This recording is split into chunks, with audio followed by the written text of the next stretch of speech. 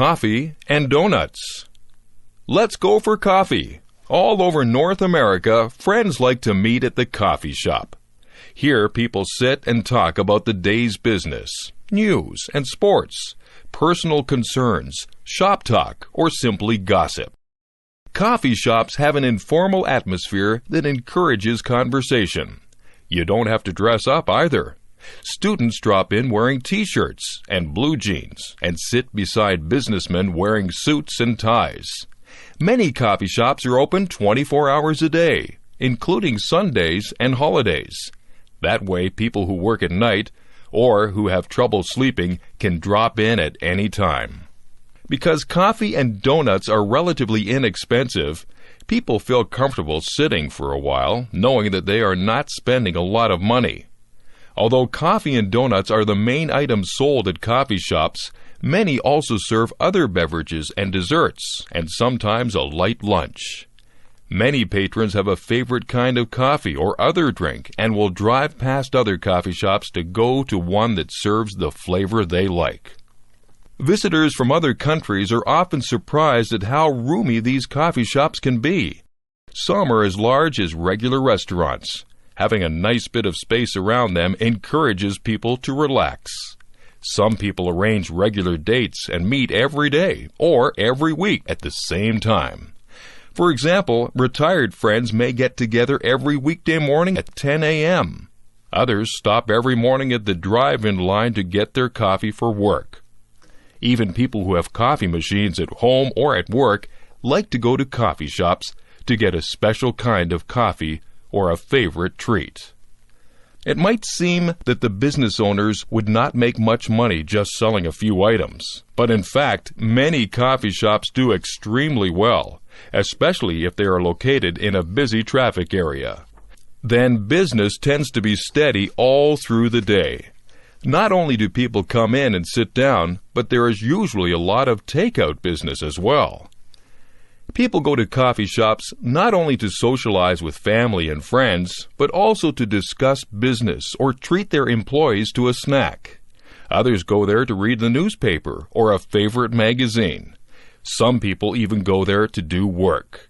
This article was written in a coffee shop. Of course, people who come here usually like coffee and donuts. Coffee is the favorite hot drink in North America, but most shops also serve tea, hot chocolate, and cappuccino, as well as some other cold beverages. Donuts are usually round and are small deep-fried breads with various toppings. Most donuts have a hole in the middle. Even these holes, which are punched out of the donut, can be sold separately as a kind of mini donut. Everywhere you go in North America, you will see coffee shops. So take half an hour to stop in and relax. You'll enjoy the great North American coffee break. Medical missionary. During the reign of Queen Victoria, 1837 to 1901, British people traveled around the whole world. They charted the seas, mapped out distant countries, and studied plants, animals, and people. They also claimed many lands for England. This kind of international travel was made easier by improved transportation and communication. New inventions such as steamships, trains, telegraphs, and telephones made long distances seem smaller. Of course, people had different reasons for going to distant lands. Some were businessmen who saw economic opportunities overseas. Soldiers wanted fame and a chance to enlarge the British Empire. Big game hunters wanted to be the first to shoot strange animals and bring back trophies to England. Scientists intended to study unknown animals and plants. Missionaries planned to be the first to introduce Christianity to faraway people. In 1836, a young Scotsman called David Livingstone began to study medicine in Glasgow. Livingstone intended to become a medical missionary. This means that he would be a doctor, as well as a preacher and teacher. Livingstone, 1813 to 1873, came from a poor family. From an early age, he had worked 14 hours a day in a clothing factory for very little pay. but he was determined to learn. He took his books with him to the factory and read as he worked. Then, after work, he would go to his teacher to learn more. Livingstone's goal was to teach faraway people about Jesus. However, unlike some missionaries, he was also interested in science, geography, and exploring. He had planned to go to China in 1839, but because of the Opium Wars, no missionaries were being sent there. Instead, he asked to go to South Africa. Europeans had traveled around the coasts of Africa for hundreds of years, but very few white people had traveled inland. A missionary named Robert Moffat, who had begun a mission at Kuruman in the interior, inspired Livingstone. Livingstone arrived in Kuruman in 1841. This was the farthest outpost of white settlement, and no one seemed to want to go further inland. Livingstone felt that the missionaries should go to the Africans, rather than waiting for the Africans to come to them. With a fellow missionary, he set out. When they came to an African tribe, they would talk to the chief and ask permission to preach to his people. Livingstone would also set up a tent and treat the people who had diseases. After a while, he would move on to the next tribe. Once Livingstone learned the Bantu language, he would talk to many Africans, but sometimes he needed interpreters. There were many diseases, including malaria and sleeping sickness. Livingstone suffered much of his life from river fever. He was also so weak that he rode on the back of an ox. Livingstone wanted to stop the slave trade. At this time, the slave trade was the most profitable business in Africa. Livingstone hoped that if other kinds of trade were developed, then slavery could be abolished. In order to open up trade, he wanted to find an easy route into the center of Africa. Livingstone kept going further into the interior. He was probably the first European to cross the Kalahari Desert before reaching Lake Ngami in present-day Botswana. Not long after, he traveled further inland. He explored the sources of the Zambezi and Kansai rivers and eventually reached the west coast of Africa and Luanda, Angola. Livingstone was being criticized for neglecting missionary work in order to explore. Livingstone replied that he was opening up the continent for missionaries. Meanwhile, he was becoming famous as a great explorer. The British government commissioned him to explore the Zambezi River. They hoped that ships could sail up the river into the interior. Unfortunately, the Zambezi had too many rapids. However, Livingstone did find a route up the Shire River to Lake Nyassa. He continued to struggle against the slave trade, which is now being taken over by Arabs. Livingstone died in Africa in 1873. He was the first white man to explore Botswana, Zimbabwe, Zambia, Malawi, and surrounding areas. He was not only a great explorer, but also a fine doctor and a good missionary. Nowadays, the countries that Livingstone visited are nearly all Christian, just as he had hoped they would be. Favorite cookies. North Americans are known for their sweet tooth. This means that they like snacks with lots of sugar. Americans drink a lot of coffee, tea, and hot chocolate, and usually they have something sweet with their drink. Cookies are one of America's favorite desserts. The word cookie comes from a Dutch word meaning little cake. People from Europe brought their favorite recipes with them when they came to America. The English brought their custom of having tea in the afternoon. Usually with their tea, they would have cakes or biscuits. Biscuits are usually hard wafers, like, for example, ginger snaps. In fact, the Italian slang word for Englishman is cake eater. In the early days, all cookies were homemade. But in the late 19th century, biscuits began to be manufactured in large quantities by machine. In 1912, the National Biscuit Company, Nabisco, in the USA, introduced Oreo cookies. This cookie has a rich cream vanilla filling between two crispy chocolate wafers. This product was designed to meet the demand for an English-style biscuit. Oreos were good to dunk in a drink, to eat whole, to eat in parts, or to use in cooking. Oreos have become both America's and the world's favorite commercial cookie. New varieties of Oreos are added regularly to the original product. Although commercial biscuits like Oreos are very popular, many people prefer home-baked ones. In fact, there is a whole line of commercial cookies called home-style, which try to imitate homemade cookies. The most popular cookie in America can be either bought in a package or baked at home. These are chocolate chip cookies. Ruth and Kenneth Wakefield operated the Toll House Inn in Whitman, Massachusetts. One day, in 1930, Mrs. Wakefield ran out of baking chocolate for her baking cookies. She broke up a chocolate bar and added the pieces to her cookie mix. She expected that the chocolate bits would melt into the dough when she baked them, but they didn't. Soon, chocolate chip cookies were being made commercially by adding small chunks of chocolate to regular chocolate cookie dough. Lots of people like to make their own by adding commercial chocolate chips to their dough. Now, chocolate chip cookies are the most popular kind of cookie in North America. Over 7 billion are eaten annually here. Half of all the cookies baked in American homes are chocolate chip cookies. Experiments in baking and packaging have led to new kinds of cookies. Recently, soft cookies have become very popular. Since they are packaged in foil, they can stay fresh and soft for many months. It seems likely that the love of cookies will be around for a long time.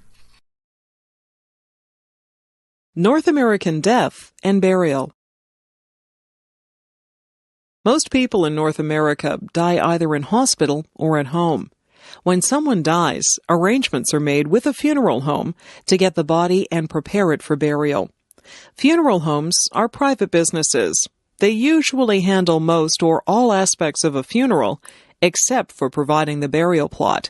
That usually has to be purchased separately. Funeral homes may operate in many kinds of buildings. Old, roomy private homes and new, modern one-level buildings are common types. When the funeral director receives the body, his staff embalms it so it will not decay quickly and will look lifelike at the funeral service. For 1 or 2 days before the burial, friends, relatives, and acquaintances are invited to visit the funeral home and pay their respects to the dead person. The deceased person is usually dressed in their best clothes and lying on their back in a coffin. A coffin is a large wooden or metal chest designed to hold the body. Members of the dead person's immediate family usually act as hosts for the funeral home visitation. They greet the mourners and talk to them about the deceased. Usually, there are happy photographs of the dead person near the coffin. Gifts of flowers also surround the coffin. Usually, the mourners are asked to sign a guest book. The funeral service may take place at a church if the deceased person wanted that. Frequently, however, the service is held at a chapel at the funeral home.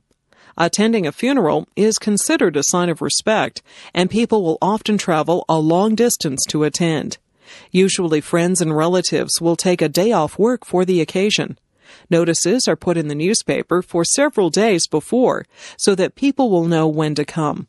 A minister or priest usually conducts the funeral service. There will be hymns, prayers, and perhaps a sermon, like a regular church service. Sometimes the minister will speak at length about the dead person.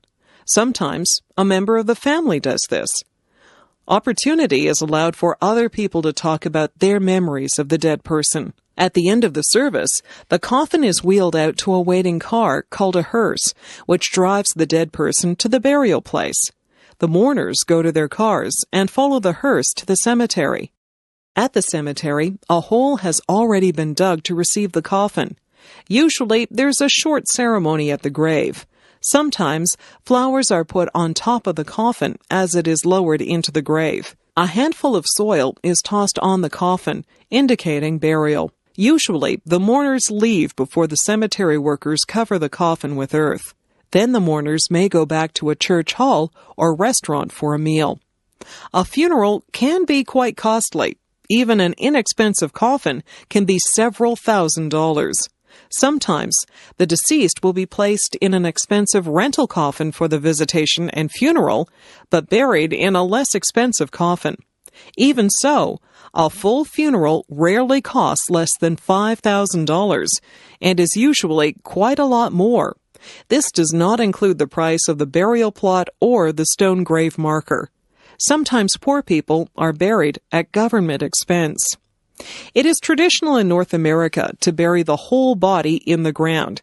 However, cremation is becoming more popular. The advantage of cremation is that it is less expensive, uses less land, and it appeals to people who don't want an elaborate funeral. Some people may wonder why so much attention is paid to a dead person, but funerals are really for the living. They are a way of saying goodbye to the dead person and receiving mutual support and encouragement from friends and family. Some funeral homes help to organize grief counseling or support groups to grieving family members. Usually, the funeral service is performed in the Christian tradition and refers to the hope of resurrection or rebirth from the dead that Christians believe in. It is now becoming common for people to plan their own funeral service before they die, and usually attempts are made to make the service appropriate to the person who died. This makes it more satisfying and memorable for family and friends. Charlie Brown. On October 2, 1950, a new comic strip appeared in American newspapers. The hero of the strip was a round-headed kid named Charlie Brown. In the very first cartoon, two young schoolmates watch Charlie Brown walking by, and one comments, "Well, here comes old Charlie Brown. Yes, sir, good old Charlie Brown. How I hate him." This comic strip was to become one of the most popular in history. Its creator, Charles M. Schulz, drew the strip for 50 years until his death.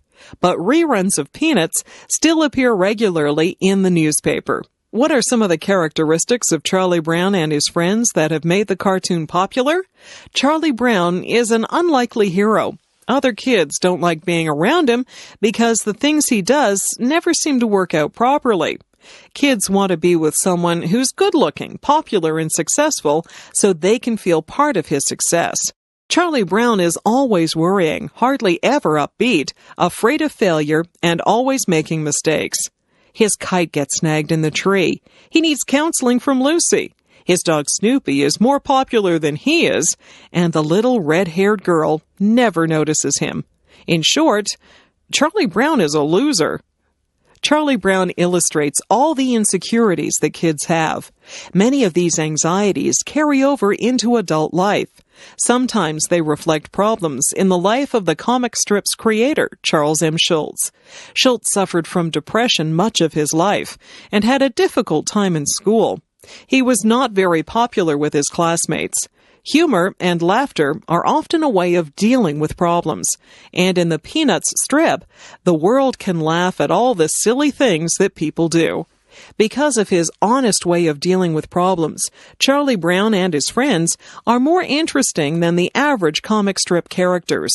The characters represent adult personality types. Charlie Brown is wishy-washy and is afraid to do things for fear of failure. Lucy is a pushy, overbearing female who thinks she knows it all. Linus, her younger brother, is intellectual but insecure. He still clings to his baby blanket for security. Schroeder is preoccupied with Beethoven's music to the exclusion of everything else. Sally, Charlie Brown's younger sister, combines both a romantic attachment to Linus and a desire for material things. Peppermint Patty is a tomboy who loves baseball, but nonetheless has a romantic crush on Charlie Brown. Snoopy, the dog, represents a cool, detached, inventive individual who also relies on basic creature comforts. These characters add up to a human comedy. In the comic strip, we can see ourselves and the people around us making mistakes, getting second chances, but tending to do the same things over again. Behind the humor of Peanuts is a serious message. Words can hurt. Relationships are important. Truth is difficult to find. Criticism is too common. Greed can easily overpower us. These messages are both timeless and timely. Peanuts has also been turned into television specials and several movies. Snoopy stuffed toys are popular all over the world. A huge industry has grown from a simple comic strip. Perhaps this means that while we all secretly want to be winners, we really identify more closely with the Charlie Browns of this world. Conquering Lake Ontario. In 490 BC, the Greek runner Philippides ran the 24 miles from Marathon to Athens to announce the Athenian victory. His endurance was so much admired that runners ever since have attempted to run similar long marathon distances. In the 20th century, however, long-distance swimming has also attracted attention and admiration. To swim the English Channel or Juan de Fuca Strait between Vancouver Island and the mainland have become challenges for both male and female swimmers. In September 1954, some Canadian businessmen from Toronto offered veteran Californian champion Florence Chadwick $10,000 if she could swim Lake Ontario. They felt sure that such a feat would attract large crowds. Chadwick had swum the English Channel in both directions. However, no one, neither man nor woman, had crossed Lake Ontario. It was a 32-mile swim through cold water and difficult currents. Two other women also decided to take up the challenge. One, Winnie Roach Lausler, had also swum the English Channel. The other was a 16-year-old girl named Marilyn Bell. The swimmers traveled to the mouth of the Niagara River on the south side of Lake Ontario. They would swim from Youngstown in the USA back to Toronto. Bad weather delayed the swim for several days. During the night of September 8th, the weather cleared, and the swimmers entered the water before midnight. Guided by her coach's flashlight, Marilyn swam through the dark water and soon passed Chadwick, who was lifted from the water after swimming 12 miles. Lausler made it further, but she too eventually had to give up. Marilyn not only had to overcome her fears of the dark, but she was attacked during the night by blood-sucking lamprey eels. She was able to knock these off with her fist. As dawn approached, the winds and waves increased, and Marilyn's weariness mounted. Her coach, Gus Ryder, passed her some corn syrup on a stick and later gave her liniment for her tired legs. He wrote messages on a blackboard to encourage her to keep going. Sometimes he tricked her into thinking that she was nearer to the shore than she was. Marilyn fell asleep in the water twice and had to be awakened. The second time, a friend of hers jumped into the water beside her and swam with her for a distance. Because Marilyn's strength was declining, she was being pushed off course by the currents. Although the direct route was 32 miles, Marilyn swam a total of 45 miles. The last few miles were extremely difficult. Marilyn's family and the lifeguards felt that she should be taken out of the water, but her coach threatened to quit as her coach if the swimmer gave up. It was getting dark again, and the swimmer was barely conscious as she approached the shore. Thousands of people lined the shore, hoping to touch her or get a picture of her. Marilyn's supporters had to push the crowds back so they wouldn't stop her from touching the shore. Finally, after 21 hours in the water, Marilyn reached land. The exhausted girl was rushed to an ambulance. She had lost about 20 pounds of her 120 pounds weight in the crossing. Finally, she was able to sleep. Huge crowds came out to see her the next day, and 2 days later, there was a parade in her honor through the streets of Toronto. Everyone admired the courage and endurance of the 16-year-old girl who became the first person to swim across Lake Ontario. Currier and Ives. Before the widespread use of photography, there was a large market for artistic depictions of scenes and events. A process for making prints called lithography became popular in North America during the early 19th century. One young artist who mastered this technique was Nathaniel Currier, 1813 to 1888. Currier opened his own shop in 1834. Currier's success came when he issued prints of newsworthy events. His Ruins of the Merchants' Exchange followed a great fire in New York, December 1834. One of Currier's prints of a disastrous fire on a steamboat was published in the New York Sun in 1840. There was also a large market for decorative prints. People who couldn't afford oil paintings would buy color prints to put on their walls. Some of these prints were copies of paintings. Sometimes Currier mentioned his source, and sometimes not. In 1852, James Merritt Ives, 1824 to 1895, joined Currier's firm. In 1857, he became Currier's partner. After that, the firm was known as Currier and Ives. Altogether, the firm produced about 7,000 different subjects. Small prints sold for about 25 cents, and large color prints for about $3. Traveling salesmen went from house to house selling them. Currier and Ives sometimes hired the original painters to make the print. More often, someone from their own studio either composed an original subject or copied an existing painting or drawing. Contemporary news remained popular. Currier and Ives' prints included the first appearance of Jenny Lind in America, 1850, the fall of Richmond, Virginia, 1865, and the Great Fire at Chicago, 1871. A common subject was a patriotic scene from American history. Interesting occupations such as whaling, bird hunting, trapping, fur trading, and deep-sea fishing were portrayed. Pioneer and Indian topics were in demand. However, the most popular of all scenes were winter and holiday prints of ordinary people enjoying life. Farm scenes, buggy rides, sleigh rides, market scenes, blacksmith shops, and town scenes sold well. Favorite prints included American Forest Scene, Maple Sugaring, 1860. Home to Thanksgiving, 1863. Winter in the Country, 1862. Life in the Country, The Morning Ride, 1859. And American Winter Sports, 1856. These scenes are still popular. Even today you can buy Christmas cards with Currier and Ives' winter scenes. This collection of prints gives a remarkable picture of America between 1934 and 1907. Although the prints are sometimes more romantic than reality, they give a lot of information about everyday life. They depict styles of clothing, trains and boats, buildings and bridges, and popular activities. They also tell us what sorts of scenes people at that time liked, and what their artistic tastes were. Eventually, advances in photography made this kind of printmaking obsolete. In 1906, the firm of Currier and Ives closed its doors. For a while, these prints were not considered very valuable. Nowadays, however, there are many collectors, and Currier and Ives prints once again can be found decorating North American homes. Florence Nightingale. It could be said that Florence Nightingale was responsible for inventing modern nursing. Indeed, Nightingale did open up the professions to women generally.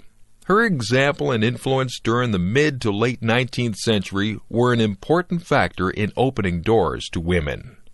Nightingale's own life reflects many of these changes. She was born in 1820 and was one of two daughters of a wealthy English family. Her mother was a beautiful society lady who had once turned down a favored suitor because he was not wealthy enough. She wanted both her daughters to be socially popular and to marry rich and important men. Florence's father ensured that she had a good education, but she was frustrated because girls and women were always under parental supervision. She felt called to a life of action, but her family insisted that she divide her time between being with her family and attending social functions. She was not allowed to do anything on her own. When she was 16, Nightingale said that God spoke to her and called her to do His work. But Florence didn't know what work she was being called to do. Years passed away while she sat with her mother and sister, or attended dances and concerts, or traveled to Europe. Nightingale became more angry and rebellious. She offended her family and friends by refusing to marry several prominent men who wanted to marry her. By the time she was 24, she had decided to be a nurse. But how did one become a nurse? At that time, the profession didn't seem promising. The only respectable nurses were those women in religious orders that ministered to the patient's spiritual health, but were not trained in medicine. The majority of nurses were poor, untrained women who were suspected of being too fond of men or alcohol, or both. In fact, one hospital preferred to hire unwed mothers as nurses because they had no reputations to lose. Nightingale's family was horrified by her plans. Their opposition delayed her plans, but could not stop them. In 1850, she visited a hospital in Germany for the first time. In 1853, she was appointed superintendent of a women's nursing home in London. But Florence was still waiting for her true calling. In 1855, the Times of London was printing reports from the Crimean War. France and England were fighting Russia in the Crimean Peninsula. After one Allied victory, the wounded French soldiers were well taken care of, but the wounded English soldiers were left to die. Back in England, there was a public outcry. It was Florence's opportunity. She was soon on her way to Istanbul, Turkey, with 38 nurses. Scutari, Turkey was the hospital where the British wounded were brought. This so-called hospital was a death pit, where 42 out of every 100 men died. The army was unwilling to listen to Miss Nightingale or to let her tend the wounded. She had to wait until conditions became so bad that the regular medical officers were overwhelmed. As soon as the army turned to her, she immediately went to work. She had the entire hospital cleaned, a new kitchen set up, and a good water supply obtained. The death rate dropped to 22 out of every 1,000. Nightingale became famous overnight. Although her efforts in the Crimean War injured her health, she continued her work back in London. She published a 1,000-page report on medical conditions in the British Army, several books on nursing, and her own proposals and suggestions. She also set up a training school for nurses. Long before her death in 1910, she had seen nursing become a well-established profession. Almost single-handedly, she had helped to bring about proper treatment of the sick and injured. Harriet Tubman. Before the American Civil War, the economy of the southern states was based on the use of slave labor. The social and political leaders of the Old South were the plantation owners. Many of these owned hundreds of black slaves. The slaves were mainly used to pick crops like cotton and tobacco. Harriet Tubman was born in 1820 in the state of Maryland. As a girl of 7, she was sent into the fields to work with the adult slaves. The slaves worked from sunrise to sunset, picking the crops. Often they sang songs while they worked. Slaves were not taught to read or write. It was feared that reading and writing would help slaves to escape the plantations. Harriet Tubman was illiterate. Later in life, when she was in danger of being captured, she picked up a book and pretended to read it. This fooled the bounty hunters. When she was 15, Harriet helped another slave to escape. The overseer was so angry with her that he hit her over the head with an iron weight. Harriet was knocked unconscious for many days. All the rest of her life she suffered from headaches and sudden sleeping spells. Harriet escaped from the plantation to Philadelphia, Pennsylvania. Since Pennsylvania was not a slave state, Harriet was fairly safe there. She was able to return secretly to the plantation and bring the rest of her family to freedom.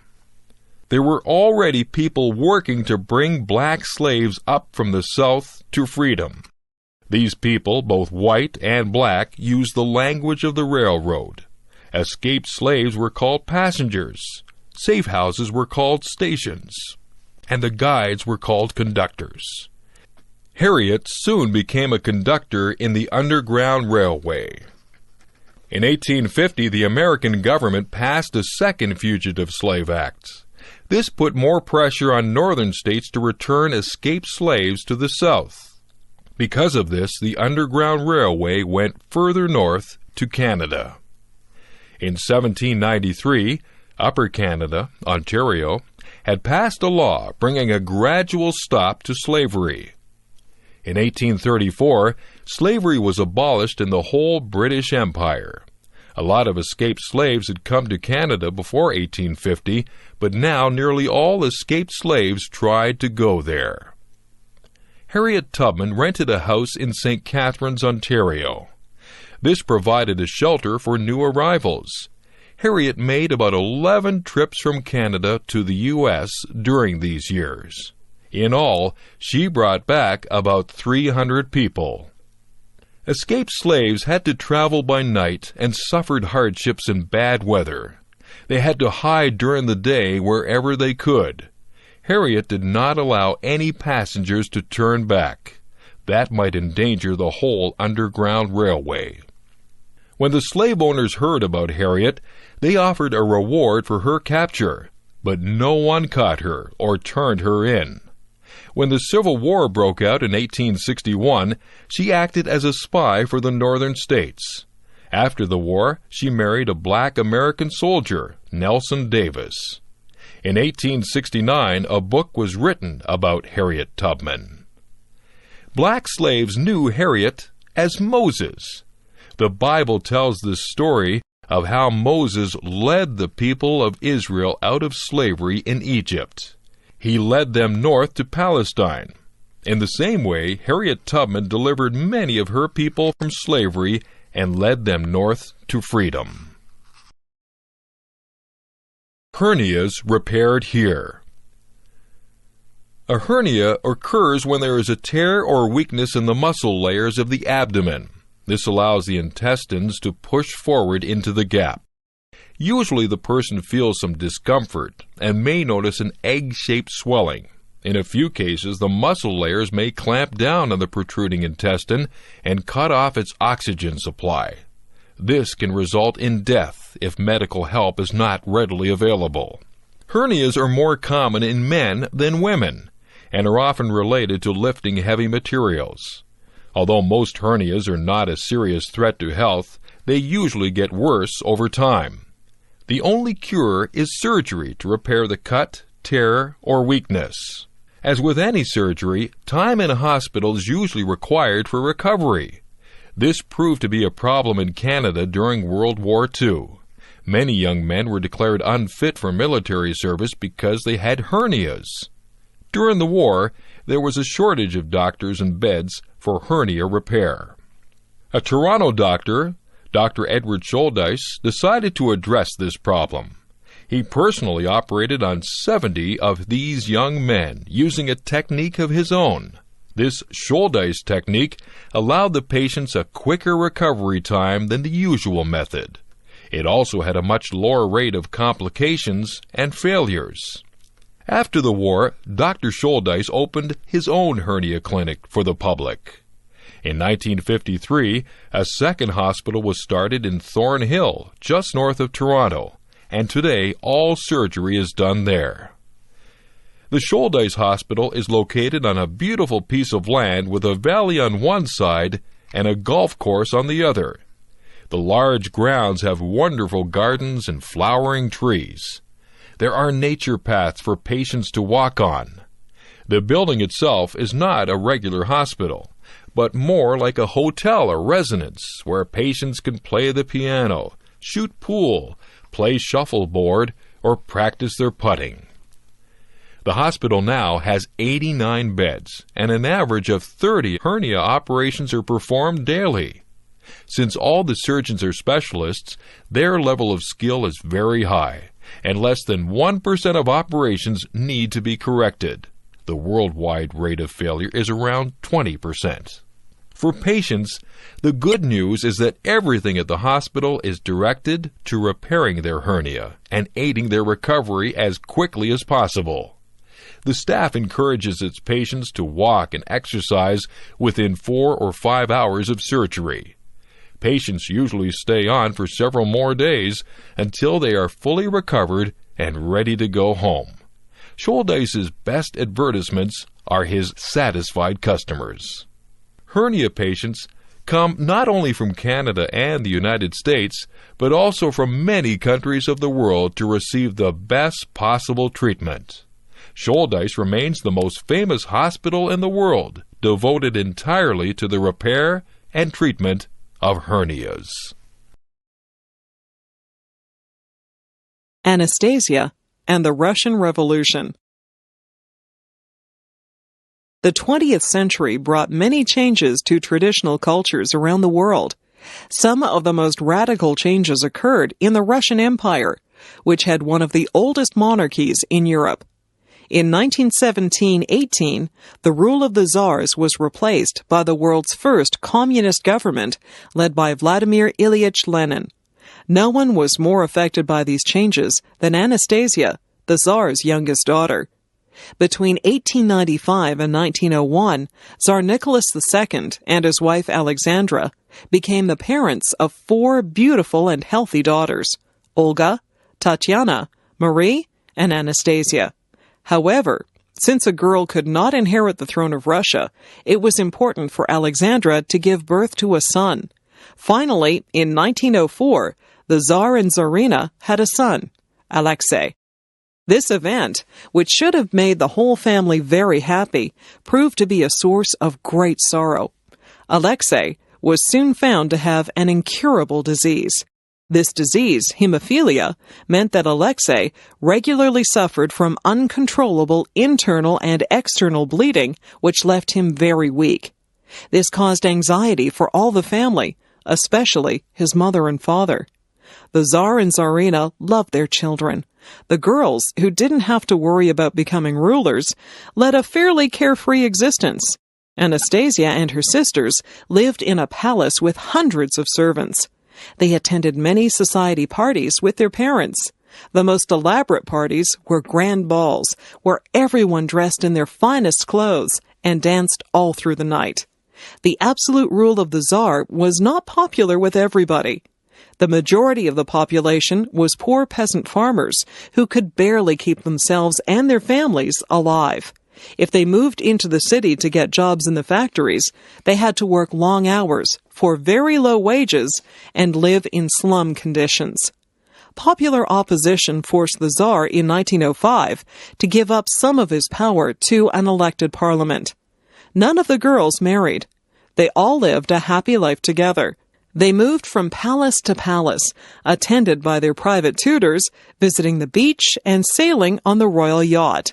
Anastasia was the clown of the family.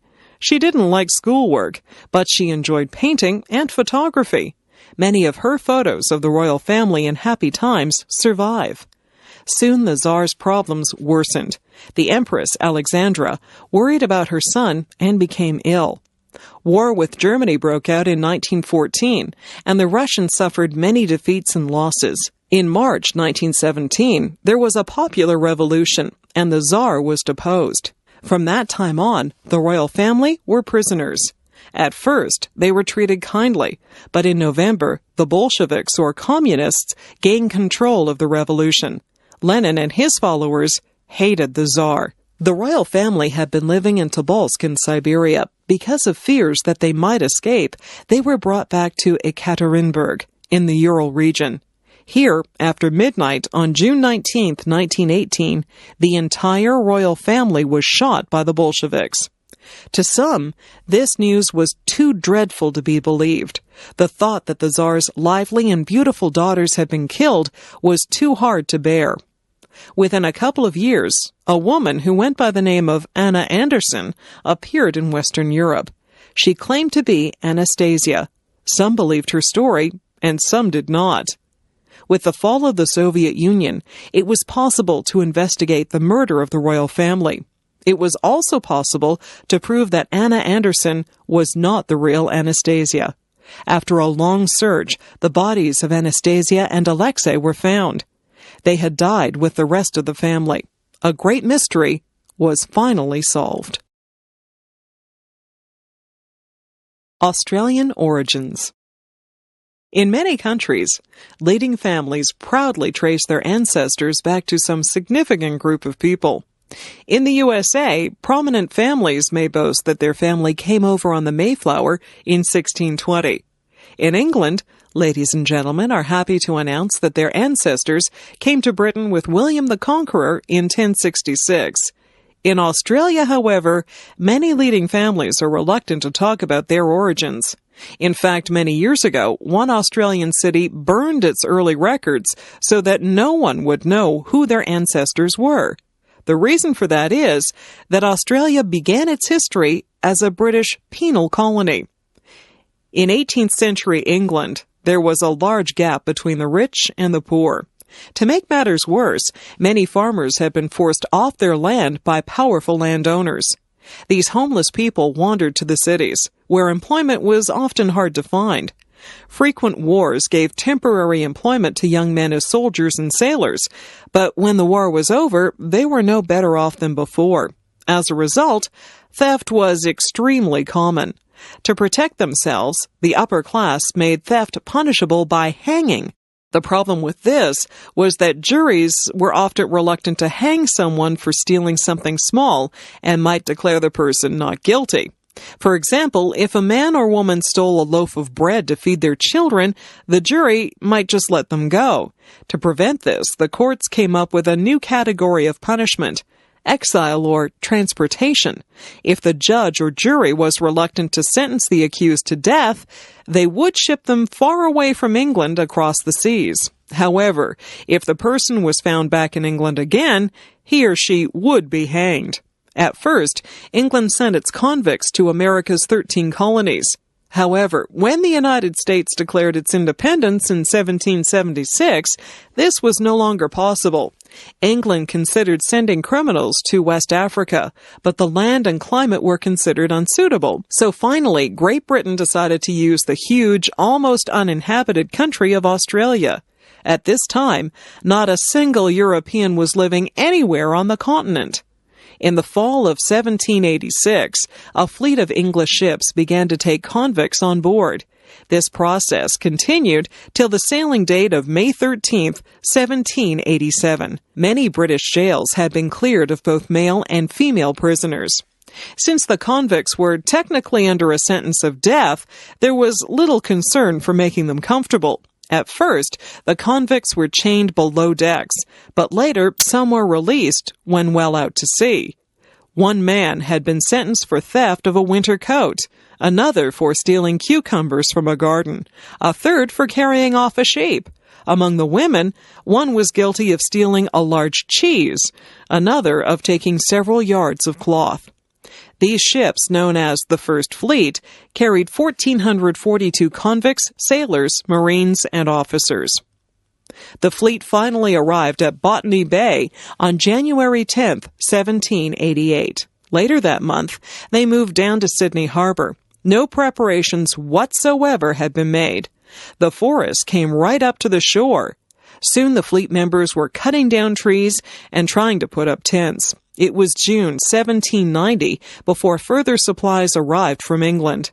Meanwhile, many convicts suffered from sickness, aggravated by the lack of good food. In conclusion, Australians need not be ashamed of their origins. In time, great things were achieved, in spite of the almost complete lack of help from the English government. Many ex-convicts became respectable settlers who began prosperous farms and businesses. The members of the First Fleet, whether convicts or not, deserve to be honored as the founders of Australia. Casa Loma. Many people visit Europe and see the old castles left from the days of knighthood. Very few return home with plans to build their own castle. Toronto businessman Henry Pellet actually built such a castle, Casa Loma. Pellet was born in Kingston, Ontario in 1859, but the family soon moved to Toronto. His father opened Toronto's first stock brokerage firm in 1866. Pellet Sr. became part of Toronto's financial elite, and Henry Pellet eventually joined his father in business. The young Pellet was especially attracted by the military and the British Armed Forces. When Henry was 18, he joined the Queen's Own Rifles, a militia unit. He was soon one of the soldiers sent to suppress a railway strike.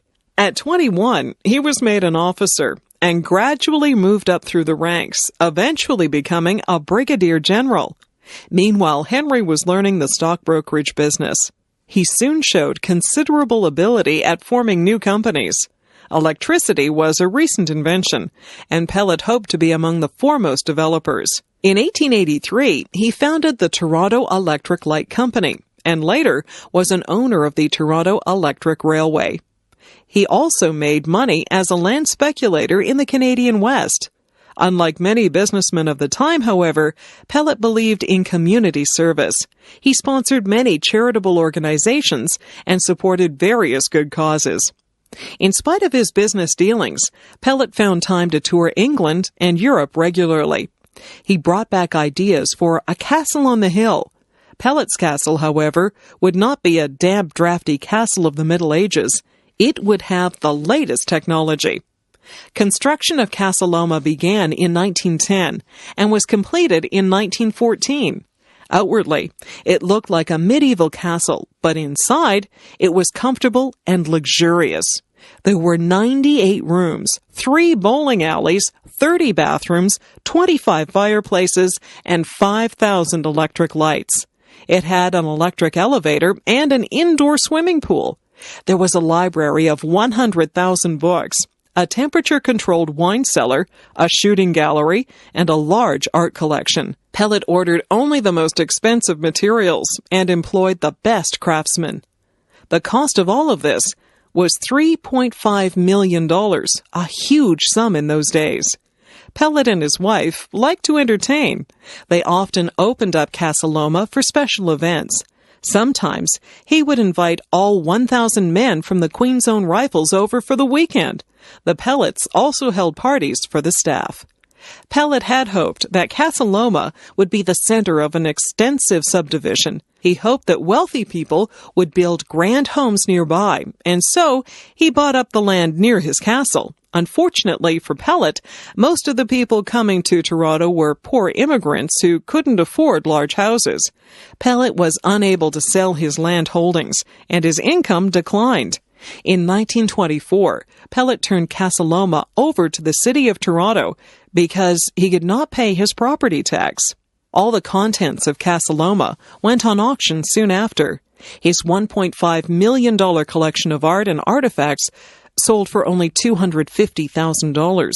Now Casa Loma is a leading Toronto tourist attraction.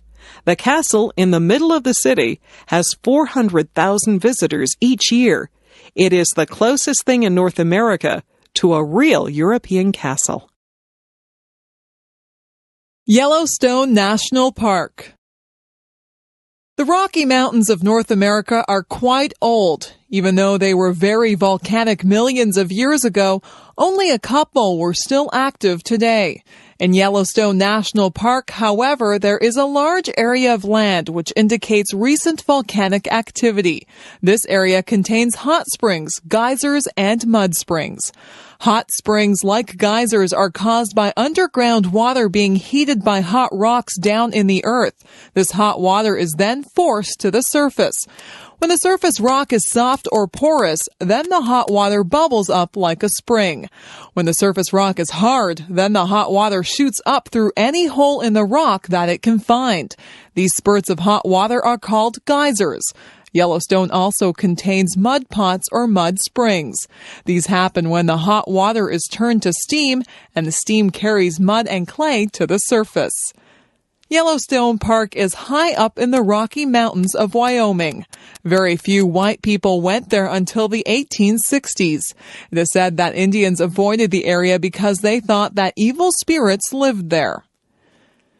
In 1869, 3 men from Montana decided to explore this remote area. They were very impressed with its natural wonders and talked about it to others.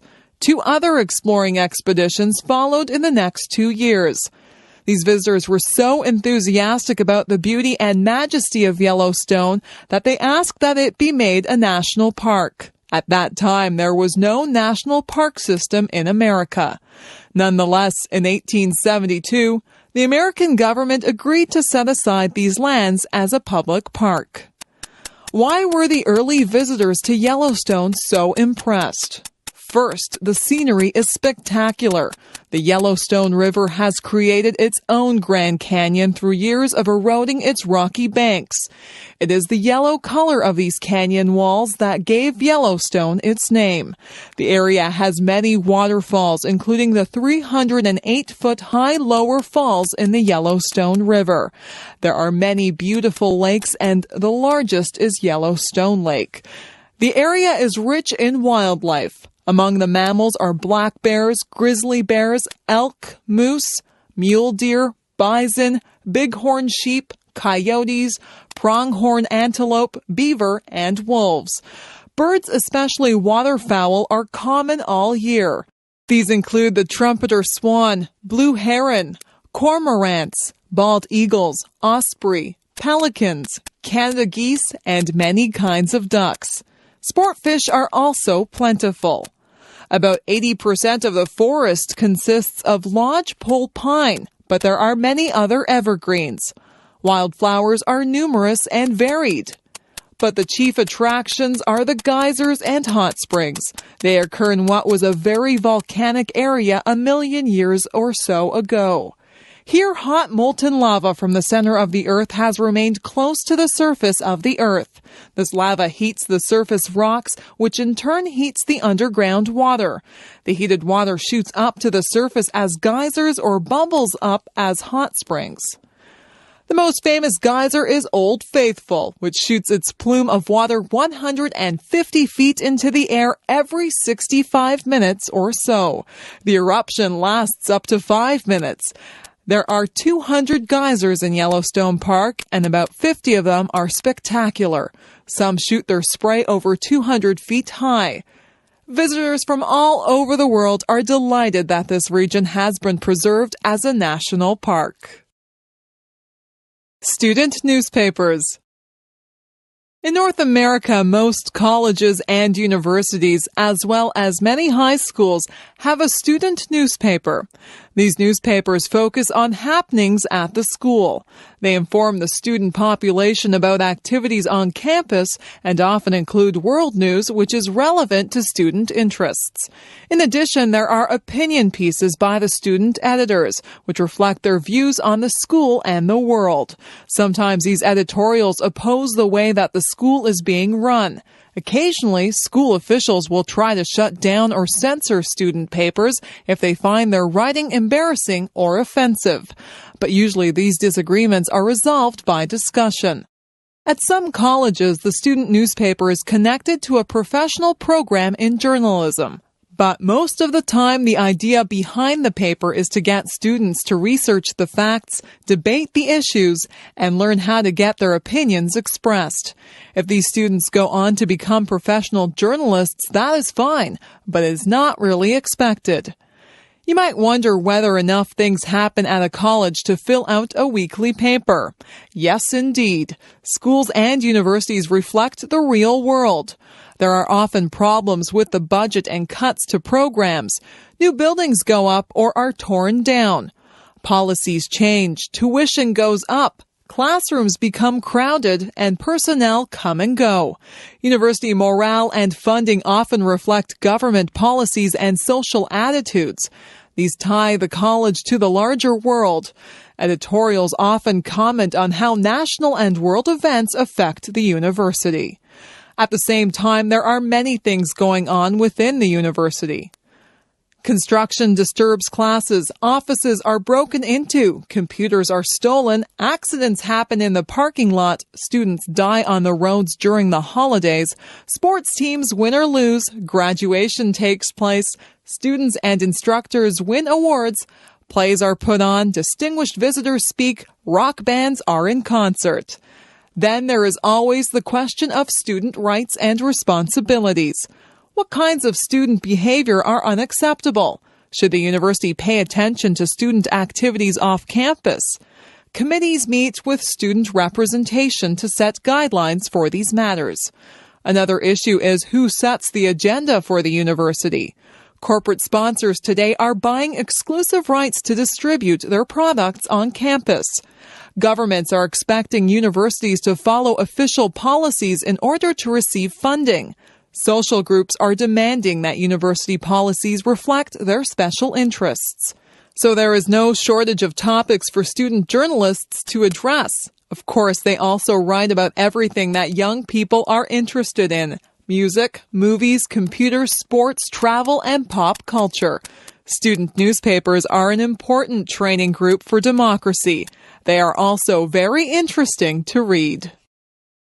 Canadian colleges and universities. Canada has about 50 accredited universities spread across 10 provinces. All, except one, are primarily government-funded. This means that there is considerable uniformity regarding programs, administration, and policy. Private colleges tend to be smaller and are mostly based on a religious curriculum. Most universities offer programs in the humanities, social sciences, and pure sciences. Many have additional faculties such as education and physical education. Many programs that lead directly to a position in the workplace are given at community colleges. Community colleges differ from universities because their programs involve job training and practical experience. For example, they might offer courses in areas such as computer programming, journalism, photography, social work, dentistry, and nursing. Their programs are considered to be less abstract and academic than university programs. Many students see university as being more fun than community college. They don't have to worry immediately about getting a job, and the social life is often better at university. However, a university degree may be less likely to lead directly to a job. Nowadays, university programs which are work-related, such as business administration, education, child studies, and psychology, seem especially popular. Universities, however, were founded mainly as liberal arts institutions. This means that their original intent was to prepare people to be well-rounded human beings and knowledgeable citizens. So nearly all universities have programs in literature, languages, philosophy, culture, music, history, and politics, as well as studies that are more job-related. A pass BA or BSc degree in Canada is normally 3 full years of study after secondary school.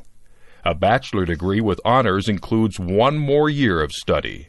A master's degree is a further 1 or 2 years. A doctorate usually requires 4 or more years.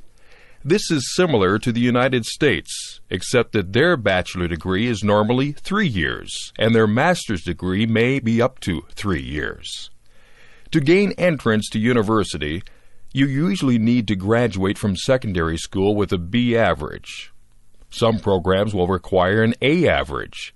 Tuition costs have gone up in recent years as governments have handed over less money to colleges and universities. More students now have to work during the school year to pay their expenses. Attending college and university is known to be one of the most carefree periods in a person's life. As long as you keep up with your readings and assignments, you should be able to avoid major difficulties. Facilities for athletics, student radio and newspapers, pubs and lounges, and generally pleasant surroundings make campus life agreeable. It is a good time to make friends, learn new skills, and take calculated risks. Moreover, colleges and universities are a good practical investment as they help to prepare young people for a changing world. Julie Andrews. Julie Andrews, born Julia Elizabeth Wells, was born on October 1, 1935.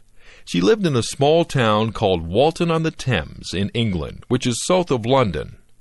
Her father, Ted Wells, was a teacher, and mother, Barbara, was a pianist and piano teacher. She also played piano for her sister's dancing school. Julie learned ballet and tap as a toddler from her aunt, Joan Morris. By the time Julie was 3, she could read and write. When Julie was 4, her parents divorced, and Barbara married Ted Andrews, a performer during the war and an excellent tenor. he soon began giving Julie singing lessons. At 7 years of age, Julie had an unbelievable range of 4 octaves. She soon changed her last name to Andrews, the last name of her stepfather. As she grew older, Julie became one of England's most popular performers. In early childhood, Julie loved to play with her 2 younger half-brothers, but soon went on to stardom. At age 12, Julie was cast in a London play and stopped the show with her remarkable talent. She starred in many different BBC productions during the 40s. Later, she starred in many Broadway plays such as The Boyfriend, My Fair Lady, and Camelot. It was the latter play that Walt Disney made a special trip to New York to see, and he decided then and there that Julie was perfect for the role of Mary Poppins in the film of the same name. Mary Poppins was the high-spirited magical nanny of Jane and Michael Banks, 2 small British children. Julie also starred in many other films, such as the Americanization of Emily, Hawaii, Thoroughly Modern Millie, and my personal favorite, The Sound of Music. In this production, she plays Maria, the lively governess of Austrian naval captain George von Trapp's 7 children, Liesel, Frederick, Louisa, Kurt, Brigitta, Marta, and Gretel. Another of Julie's talents is writing. 2 of her best-known books are The Last of the Really Great Whangdoodles and Mandy. Julie also has 5 children, a daughter, Emma Kate Walton, from her marriage to Tony Walton, 4 children from her second marriage to Blake Edwards, 2 of whom were from Blake's previous marriage, Jennifer and Jeffrey, and 2 who were adopted from Vietnam, Amy and Joanna. In 1998, tragedy struck Julie. She lost her extraordinary talent for singing due to surgery on her throat in order to remove a benign tumor. A year later, she made an attempt to sing again. However, her voice will never be the same. Julie has recently been on Britain's Royal Honor List and is now a dame. Potato chips and corn chips. The story goes that the potato chip was invented in Saratoga Springs, New York in 1853. Multimillionaire Cornelius Vanderbilt complained to the chef that his fried potatoes were sliced too thickly. Chef George Crumb responded by slicing the potatoes paper thin and frying them in hot oil. The potato chip became an instant success. Many companies have made large profits on chips. The most successful brands are associated with the Frito-Lay Company. Herman W. Lay of Nashville, Tennessee, was selling potato chips from the back of his car in the early 1930s. He soon became a successful distributor for a brand of potato chips which were made in Atlanta, Georgia. When that company ran into financial problems, Lay arranged to buy them out. It now became H.W. Lay and Company. Meanwhile, in Texas, Elmer Doolin was trying to sell chips made from corn dough. This was an old Mexican recipe which Doolin had found in San Antonio, Texas. At first, these Fritos corn chips were made in Mr. Doolin's mother's kitchen. It took a few years before they sold very well. Mr. Doolin moved the company to Dallas and began to expand his market. In 1945, he granted the H.W. Lay Company the rights to make Fritos corn chips for the American Southeast. In 1961, the 2 companies merged to become Frito-Lay Incorporated. In 1965, Frito-Lay merged with Pepsi to become PepsiCo Incorporated, one of the largest snack food and beverage companies in the world. In 2000, Frito-Lay sold 58% of all the snack chips in the USA. In Canada and the United States, Frito-Lay products had sales of $9.9 billion. The most popular brand was Lay's potato chips, followed by Doritos, Ruffles, Tostitos, Cheetos, and Fritos. Internationally, Frito-Lay has 28% of the market worldwide. That amounts to $5.9 billion annually. Why are potato chips and corn chips so popular? Well, they are versatile. You can eat them by themselves or with a sandwich for lunch. They can replace other forms of potatoes and corn. They can also come in various flavors. For example, potato chip flavors include ketchup, salt and vinegar, barbecue, dill pickle, and cheddar. Potato chips can be thick or thin, ridged or flat, spicy or bland. Chips can be made from many things besides potatoes. There is corn dough and tortilla dough, of course. But chips can also be made from sweet potatoes, parsnips, taro root, peppers, and other vegetables. One caution about potato chips is that they are not a good source of nutrition. Parents who send their children to school with a bag of potato chips for lunch need to remember that these are just a snack. Because snack chips usually contain a lot of fat, they can also lead to weight gain. It is better not to eat snack chips too often and not to eat them instead of healthier foods. In Canada, nearly $2 billion is spent on snack foods every year, and half of this is spent on chips. People are always looking for new flavors to try. Spicy chips are gaining in popularity. The snack chip industry just keeps on growing. The Stratford Festival.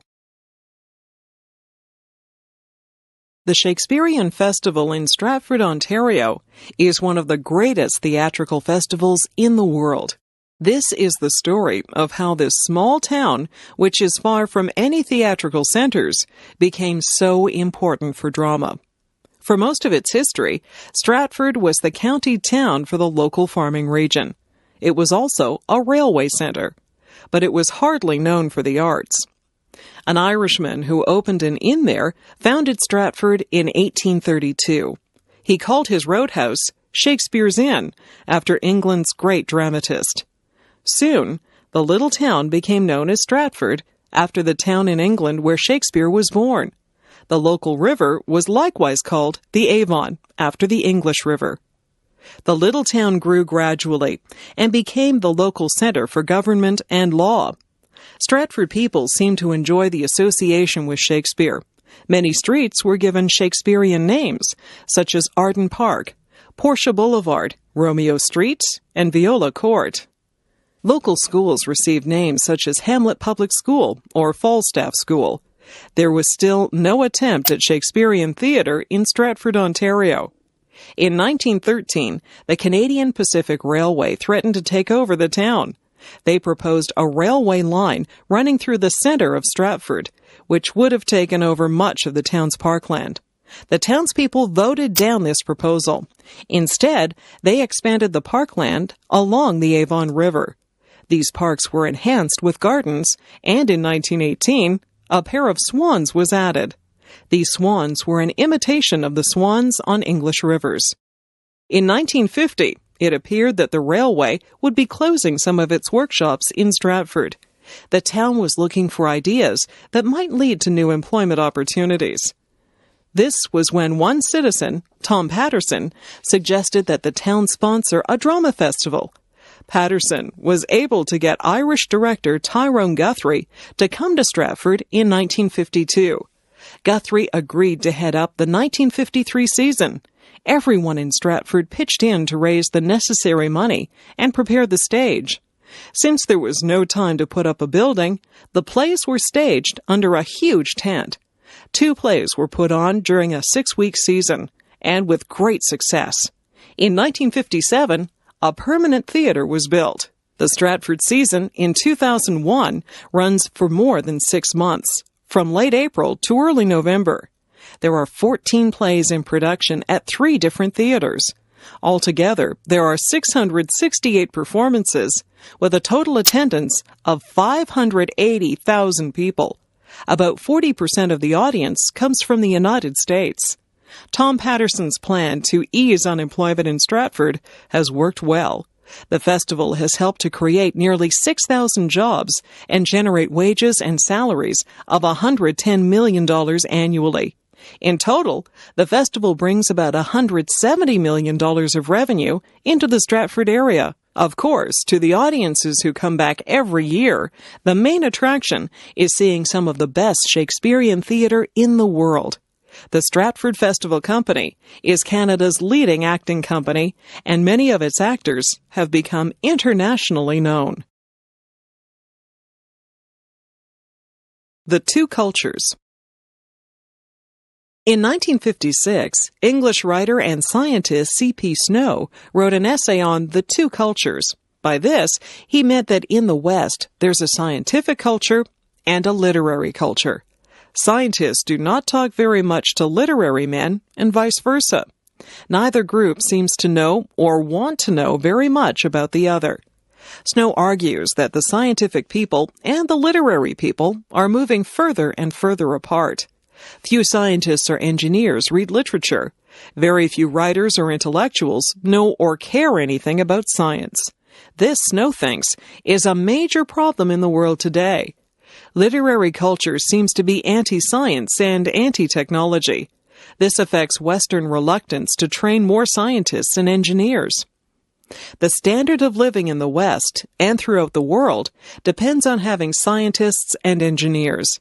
Nonetheless, relatively little effort is given to encouraging and developing these areas of education. Westerners who are part of the literary culture do not encourage or understand the scientific revolution. As a result, they are insensitive to the desire of third world peoples to improve their lives through technology. Snow talks about how the standard of living in England has improved since 1800. Snow's grandfather did not go far in school, but he did learn to read and write. Living in 1900, he realized that he was better off than his grandfather, who lived in the early 1800s. Snow's great-great-grandfather was a farm laborer who didn't know how to read or write. Snow feels that a similar transformation could happen even in very poor countries. It could happen in a short time if the West supplied capital and engineers. Snow believes that this is the Industrial Revolution that has transformed the West. This is what has allowed the farm laborers to go on to school and to learn employable skills. In 1800, only a small portion of society could expect to live well. Now, nearly everyone has access to education and training. The same industrial revolution can happen in third world countries. It is the only way to improve the lot of the poor. Snow agrees that most scientists and engineers do not read novels or cultivate the arts. However, he doesn't consider this to be as dangerous as when literary people ignore science and technology. Science and technology are too important to our standard of living to be ignored. Our education systems have to be changed to reflect our need of them. Snow's article was quite controversial. Not everyone agreed with him that science and technology are being ignored by our educational system. But Snow certainly has a point when he says that scientific people and literary people view the world differently. These two different mindsets often lead to conflict in the workplace. Snow may be right that it is too easy for literary-minded students to ignore science, and scientifically minded students to ignore literature. The war that both sides won. Today, the 3,000-mile boundary between Canada and the United States is known as the longest undefended boundary in the world. But for 3 years in a row, 1812, 1813, and 1814, U.S. armies invaded Canada. When both sides failed to win a clear victory, and the costs of the war kept growing, the two countries decided that peace was the best policy. On June 18, 1812, the United States declared war on Great Britain. The United States had proclaimed their independence from Britain in 1776, 36 years earlier. There were still bad feelings between the two countries. Great Britain was not treating the United States as an equal independent country. British ships were stopping American ships from trading with Europe. British sailors went aboard American ships looking for deserters from the British Navy. If an American sailor could not prove that he was an American, he was taken to work for the British. At the same time, the population of the United States was expanding. Americans wanted to move west into lands held by various American Indian tribes. Some Americans felt that Britain was encouraging the Indians to fight them and was supplying guns to the Indians. In 1812, Canada was made up of a small number of British colonies just north of the American border. Americans felt it would be easy to take over Canada. Then Canadian land would provide homes for their growing population. Since Americans outnumbered Canadians 10-1, the U.S. government thought that no one in Canada would dare oppose them. Moreover, Britain was fighting a terrible war in Europe against Napoleon, the Emperor of France, and could not spare any troops to help defend Canada. But in 1812, Canada had one advantage over the USA: good leadership. British General Isaac Brock had served in Canada for 10 years.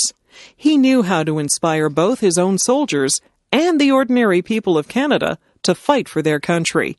He was a bold and energetic leader who moved quickly to attack American positions before they could attack him. Brock found a valuable ally in the American Indian chief Tecumseh.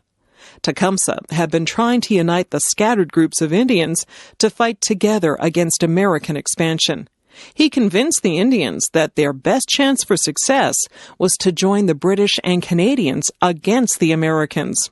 Although both Brock and Tecumseh were killed in battles, their example continued to inspire the defenders of Canada to fight against the American invasions. Before the end of 1814, all American forces had been driven out of Canada. By 1814, Britain had defeated the French Emperor Napoleon. Now it was the turn of the United States to be invaded.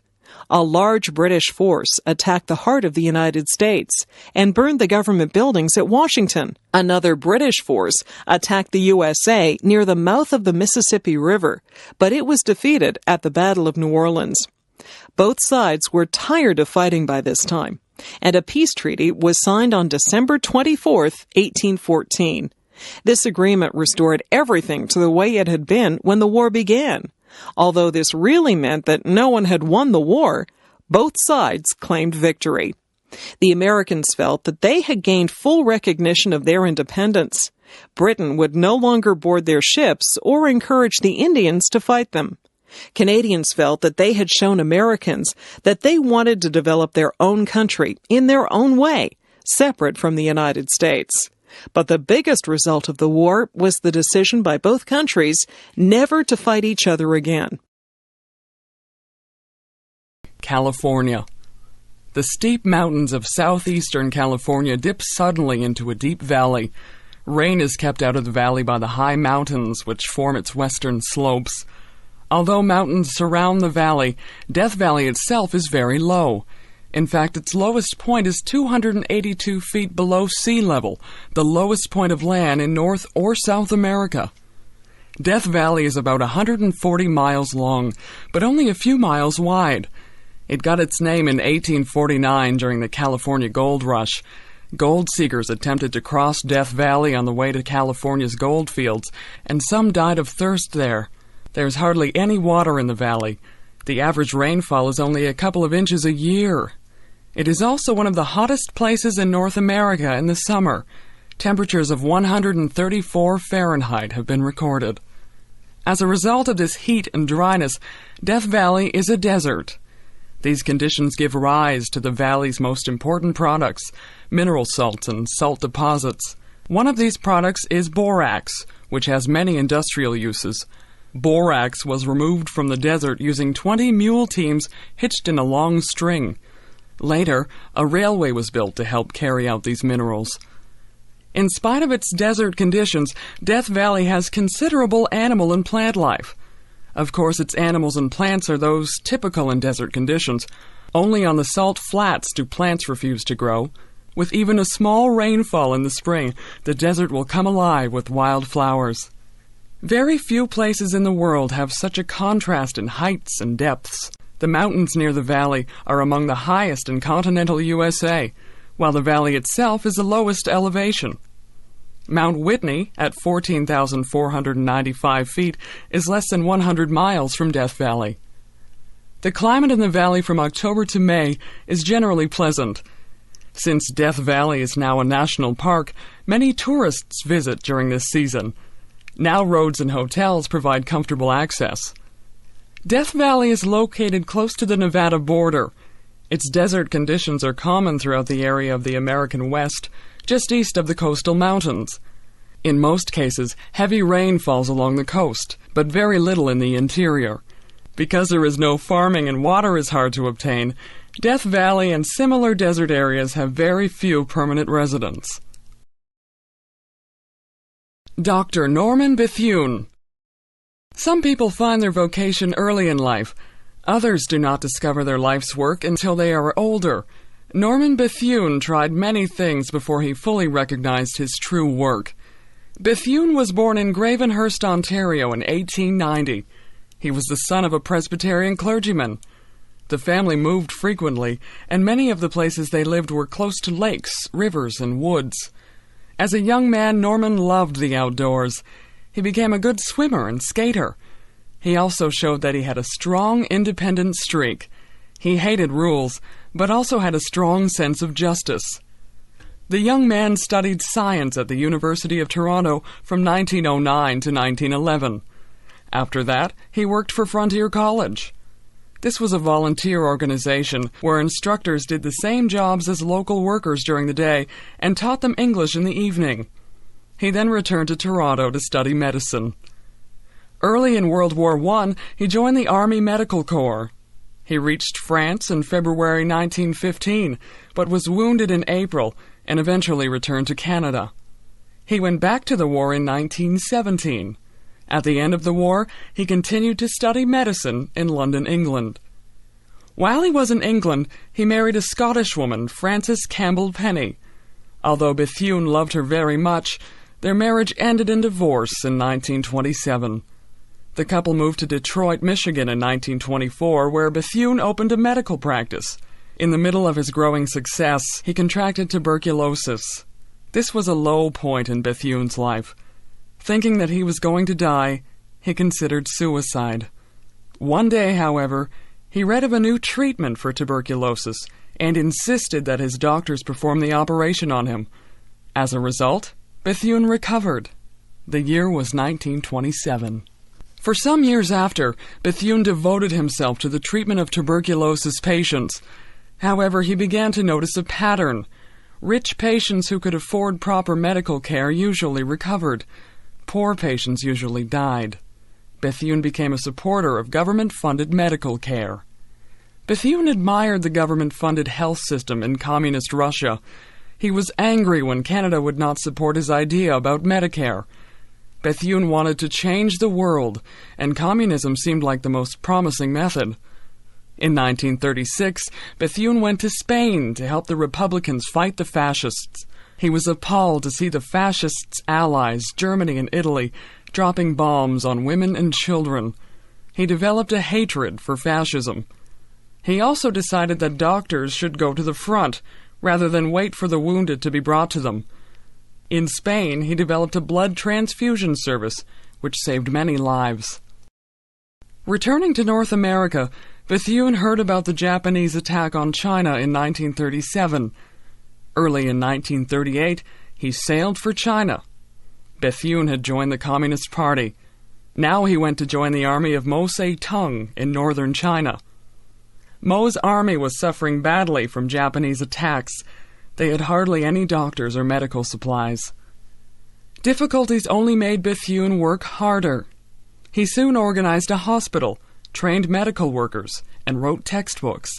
He insisted on operating right at the front to give the wounded a better chance of survival. He went for days without sleep and gave his own blood to help the wounded.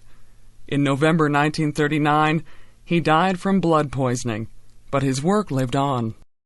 In 1973, the Canadian government bought his house that he was born in and turned it into a museum. Ebenezer Scrooge. In the story A Christmas Carol, Scrooge is an English businessman who thinks about nothing but money. He has no friends and spends no time with his family. He lives alone, eats alone, and works alone, except for his underpaid clerk, Bob Cratchit. Scrooge never spends his money, but hoards it all and prides himself on his frugality. Scrooge hates Christmas. It's all nonsense to him. People spend money on food and gifts and parties. Often they can't afford what they spend. Worse than that, they take a whole day off work, and so lose a chance to make more money. Scrooge is angry that he has to give his clerk the day off with pay. He feels that he's being robbed. Christmas is also a time when people are asked to give money to help the poor. Scrooge is angry when two men come to his door asking for donations. Scrooge argues that he pays taxes, which support prisons and workhouses. It is not his business to worry about the problems of other people. Scrooge represents businessmen who see the bottom line as all that matters. Scrooge's partner Marley had died 7 years earlier. He was like Scrooge in all respects.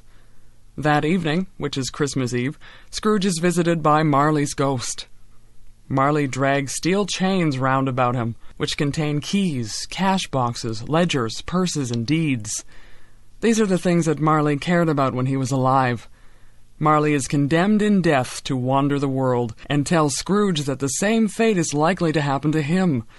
However, 3 spirits will visit Scrooge, and if Scrooge listens to them, he may escape this fate. The first spirit comes and takes Scrooge back to the early scenes of his own life. He sees himself being left behind at school, while the other boys went home for the holidays. Then his little sister arrives to tell him he could go home too.